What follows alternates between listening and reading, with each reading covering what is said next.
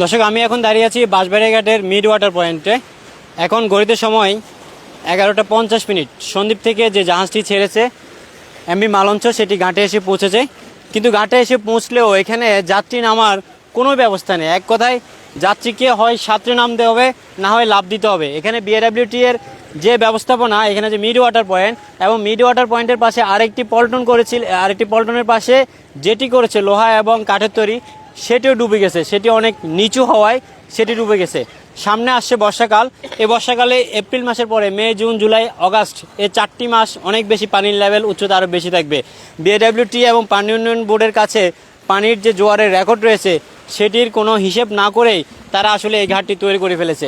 আপনারা দেখতে পাচ্ছেন জাহাজ ভিড়লেও জাহাজে কোনো যাত্রী নামতে পারছে না। আমি যদি একটু আমার ক্যামেরাম্যানকে ফোকাস করে জাহাজটিকে দেখাতে বলি, এখন জাহাজে পরিপূর্ণ যাত্রী।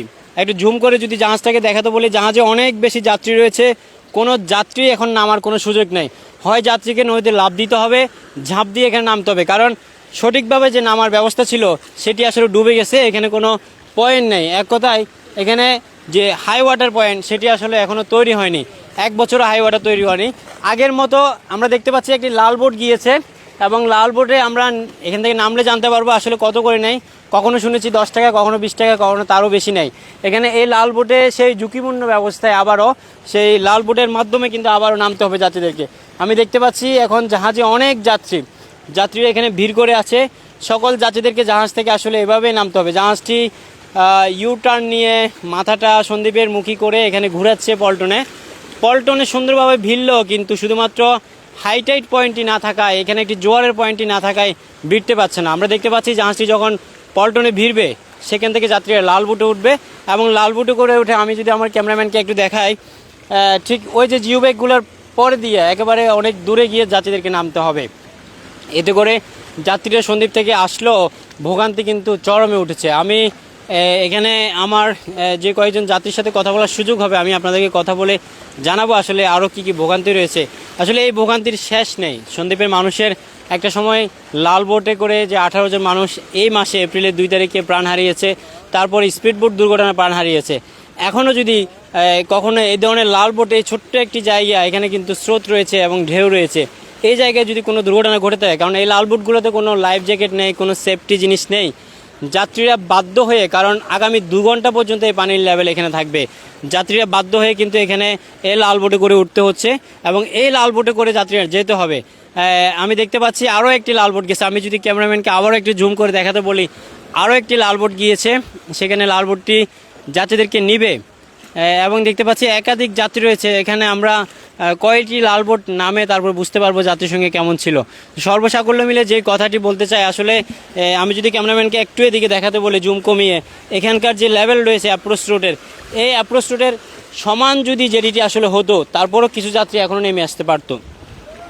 অ্যাপ্রোচ রোড থেকে অনেক নিচু, এই জেটিটি আসলে অ্যাপ্রোচ রোড থেকে অনেক নিচু, সে কারণে আসলে অনেকটা যাত্রী যাতায়াত করা সম্ভব হচ্ছে না। দর্শক, ঢেউ বাড়ছে এবং কিছুক্ষণ পরে এখানে পানি আরও বেশি হবে। তো এক কথায় বাঁশবাড়িয়া ঘাটে যতদিন পর্যন্ত হাইটাইট পয়েন্টে আমি দেখাচ্ছি এটি আসলে নির্মাণ হচ্ছে দীর্ঘ 1 বছর পরে, তো সেটি যদি নির্মাণ পরিপূর্ণ হয় এবং কাজ শেষ হয় তাহলে যাত্রীরা অনায়াসে যাতায়াত করতে পারবে। আমি এদিকে দেখতে পাচ্ছি অনেক যাত্রী দাঁড়িয়ে আছে যারা সন্দ্বীপে যাওয়ার জন্য আসছেন।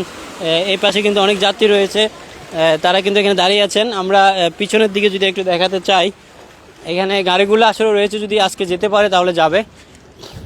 এখানে সন্দ্বীপ যাওয়ার জন্য এখানকার অনেক যাত্রী রয়েছে, আমরা দেখতে পাচ্ছি তারা কিন্তু দাঁড়িয়ে আছেন শিপে করে। ওনারা আসলে যে মানুষজন আসছেন তাদেরকে দেখছেন। এখানটিতে দেখতে পাচ্ছি কয়েকজন যাত্রীরা রয়েছেন।